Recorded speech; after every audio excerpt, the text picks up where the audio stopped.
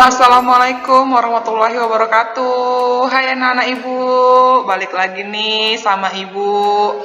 Untuk kali ini kita akan membahas materi yang terakhir di semester ini ya. Selanjutnya mungkin kita akan membahas-bahas atau mereview-review ulang tentang materi yang udah kita pelajari selama satu semester ini. Nah, materi kali ini akan kita bahas adalah mengenai pencemaran lingkungan. Ya kan, pencemaran lingkungan, dan ini banyak bisa kita amati di sekitar kita, ya kan, dan kita bisa lihat langsung nih bagaimana fenomena-fenomena pencemaran lingkungan yang ada di sekitar kita atau di sekitar kalian. Oke? Nah, apa aja sih yang akan kita bahas? Itu mengenai pengertian pencemaran lingkungan, jenis-jenis pencemaran lingkungan, sumber-sumber pencemaran lingkungan, dampak pencemaran lingkungan itu apa, kemudian evaluasinya, tapi evaluasinya belakangan kok ya. Oke, anak-anak ibu, kita masuk ke apa sih sebenarnya pencemaran lingkungan itu, ya kan? Pencemaran lingkungan yang tercemar, ya kan?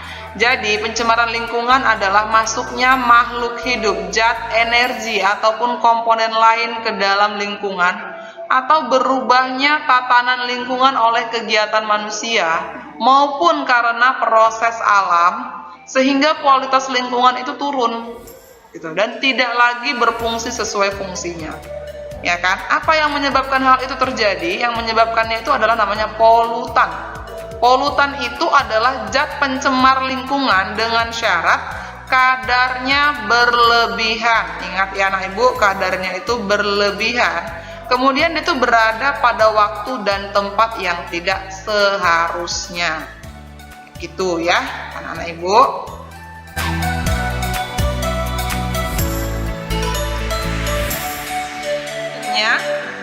Pencemaran lingkungan itu mencakup 3 elemen, ya kan? Jadi dia terjadi pada pencemaran di lingkungan di udara, air, dan tanah.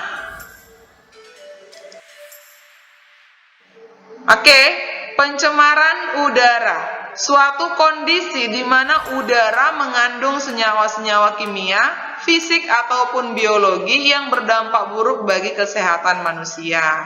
Nah, di sini kalian bisa lihat nih beberapa fenomena dari pencemaran udara yang ada di sekeliling kalian.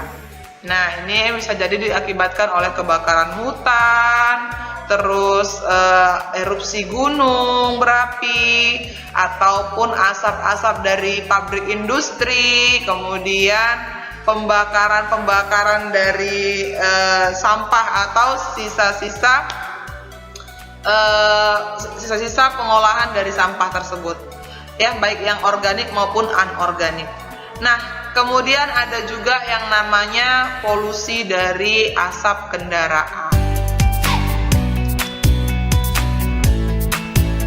Dampak pencemaran udara itu ada 4, ya kan? Global warming salah satunya yang saat ini sudah banyak sekali kita rasakan efeknya dan semakin lama semakin meningkat, di mana global warming itu bisa membuat suhu di bumi ini semakin meningkat, ya kan? Kita bisa merasakan bahwa panas yang begitu menyengat ketika siang hari, ya kan? Kemudian malam hari juga tetap terasa gerah ataupun panas, gitu ya. Kemudian gangguan pernapasan pasti, karena pencemaran udara itu berhubungan dengan aktivitas sehari-hari. Jadi kita tuh menghirup udara yang sudah tidak bersih lagi atau tercemar. Kemudian hujan asam, iya. Kemudian rusaknya lapisan ozon.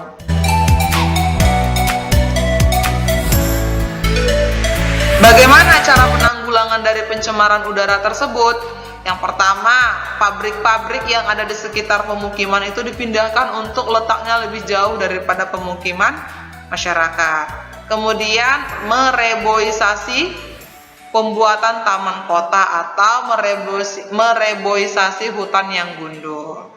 Kemudian memasang filter pada cerobong asap pabrik. Nah, ini penting banget. Kenapa? Karena kalau pabrik-pabrik yang beroperasi itu tidak menggunakan sistem filter pada pembuangan asapnya dan langsung ke udara, maka kita akan menghirup udara yang tercemar dari bahan-bahan berbahaya yang mungkin terkandung di asap yang sisa-sisa dari pengolahan pabrik tersebut. Kemudian yang terakhir yaitu mengurangi penggunaan kendaraan bermotor. Aduh, ini sangat sulit sekali mengingat sekarang intensitas jumlah kendaraan di negara kita ini cukup banyak sekali dan berkembang cukup pesat, ya kan? Dan semua orang sekarang sudah menggunakan atau memiliki kendaraan pribadi masing-masing. Satu rumah aja, jika dalam satu rumah terdapat 5 anggota keluarga, bisa jadi kelima-limanya memiliki kendaraan sendiri-sendiri, baik kendaraan roda 2 ataupun roda 4, ya. Baik anak-anak ibu, di sini ada gambar tentang gambar filter cerobong asap, ya. Ini hanya ilustrasinya secara sederhana. Jadi apa sih guna filter cerobong asap ini pada pabrik-pabrik yang berproduksi di sekitaran pinggiran kota? Gunanya adalah untuk meminimalisir kadar gas-gas yang berbahaya yang mungkin terkandung pada asap dari proses produksi suatu pabrik tersebut. Jadi ketika asap tersebut dilepaskan ke udara tidak begitu terlalu tercemar dengan unsur-unsur berbahaya yang mungkin ikut terkandung di dalam asap dari sisa-sisa proses produksi suatu pabrik tersebut.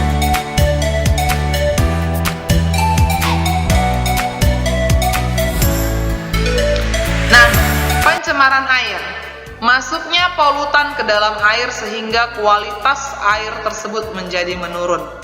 Ciri-ciri air tercemar itu biasanya ada terjadi perubahan warna. Air yang bersih umumnya berwarna bening. Jadi ketika airnya berubah menjadi kuning, kecoklatan, atau hijau mungkin, ya kan? Itu berarti menandakan air tersebut sudah tercemar. Nah, kalian bisa lihat, terutama di daerah perkotaan seperti di kota Medan ini, kalian bisa lihat hampir seluruh sungai itu adalah air yang tercemar. Kenapa? Tercemar oleh sampah, tercemar oleh limbah, ya kan? Warnanya aja sampai hitam, ya, bukan lagi kuning, bukan lagi coklat, tapi kehitaman. Udah hampir mirip sama air got, ya kan anak-anak ibu? Nah, itu berarti menandakan air tersebut sudah tercemar. Apa yang menyebabkan air-air di sekitar pemukiman itu tercemar? Itu bisa jadi karena limbah industri, limbah pertanian, dan limbah rumah tangga. Dan yang paling sering dan udah pasti dipastikan terjadi itu adalah limbah rumah tangga. Jadi sampah, ya.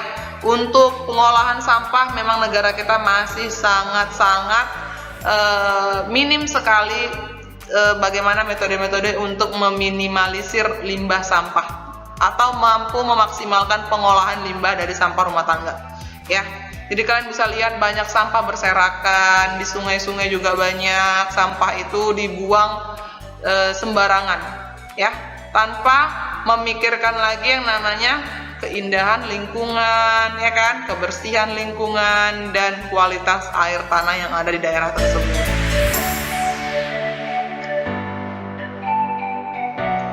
Nah, dampak penggunaan pupuk dan insektisida berlebih salah satunya adalah eutrofikasi. Apakah eutrofikasi itu, Ibu? Jadi misalnya nih kayak di rawa atau di waduk, kolam ataupun di sungai, aliran-aliran air itu digenangi cukup banyak eceng gondok.